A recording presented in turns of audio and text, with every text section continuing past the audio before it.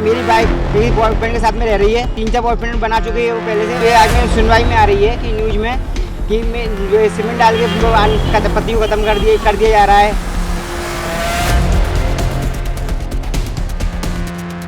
UP के मेरठ में हुए ड्रम कांड के बाद अब उन पतियों में खौफ का माहौल बन गया है, जिनकी पत्नियां शादी के बाद भी अपने बॉयफ्रेंड के साथ रिलेशनशिप में उलझी हुई हैं। ग्वालियर में ऐसे ही एक पति को अपनी हत्या की आशंका सता रही है, क्योंकि इस पति की पत्नी के 4 बॉयफ्रेंड हैं और पत्नी अपने पति को छोड़कर एक बॉयफ्रेंड के साथ लिव इन में रह रही है। ये बॉयफ्रेंड पति को हत्या की धमकी भी दे चुका है। पति ने पुलिस से भी शिकायत की, लेकिन जब उसे गंभीरता से नहीं सुना गया तो वो परेशान होकर शहर के बीचों बीच फूलबाग चौराहे पर सीएम के पोस्टर के नीचे धरने पर बैठ गया और सीएम डॉक्टर मोहन यादव से मदद की गुहार लगाई। दरअसल ग्वालियर के जनकपुर इलाके में रहने वाला अमित कुमार सेन मेरठ में हुए ड्रम कांड के बाद खासा परेशान है, क्योंकि अमित अपनी पत्नी से प्रताड़ित है।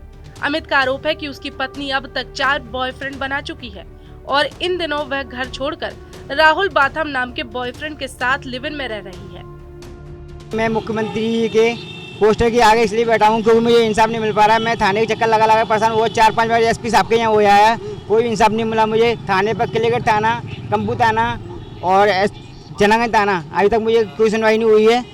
और मेरी बॉयफ्रेंड मेरी वाइफ मेरी बॉयफ्रेंड के साथ में रह रही है प्रेजेंट में अभी, और 3-4 बॉयफ्रेंड बना चुके हैं वो पहले से। मेरे बच्चे की हत्या की गई है और इन लोगों ने मेरे बच्चे की हत्या की है।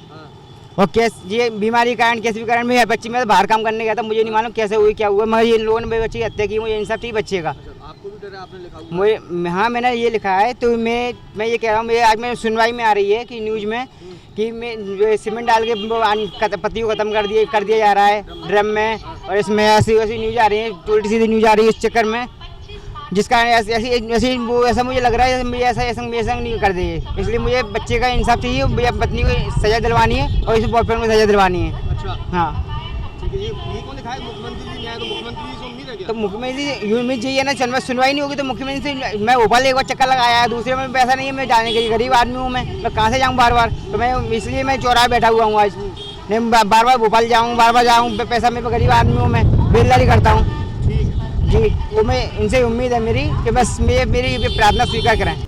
वहीं इस मामले में जनकगंज थाना प्रभारी का कहना है कि उनके पास फिलहाल कोई शिकायत नहीं आई है। अगर पूर्व में थाने में आवेदन दिया होगा तो उसमें की गई कार्रवाई की जानकारी ली जाएगी। पर आता है कार्रवाई नहीं होती है, क्या आपने जानकारी इसमें ली थी और क्या इसमें? इस संबंध में अभी जो है वो थाने पर उपस्थित नहीं हुआ है। अगर वो थाने पर उपस्थित अपनी कोई समस्या बताता है तो उसमें जांच का वैधानिक कार्रवाई की जाएगी, और यदि पूर्व में इसने आवेदन दिए हैं तो उन पर जांच की गई होगी। उस संबंध में जो है आवश्यक वैधानिक कार्रवाई की जा रही है। यूपी के मेरठ सौरभ हत्याकांड के बाद से ही देश भर से पत्नियों से प्रताड़ित पतियों की शिकायतों की खबर सामने आ रही है। ऐसे में एक तरफ कई मामले आ रहे हैं जिसमें पति मेरठ कांड के बाद पत्नी पर आरोप लगाकर फायदा उठाने की कोशिश भी कर रहे हैं। ऐसे में ये पुलिस को तय करना है कि वह मामले में सही से जांच कर कार्रवाई करे। ग्वालियर से TV9 के लिए धर्मेंद्र शर्मा की रिपोर्ट।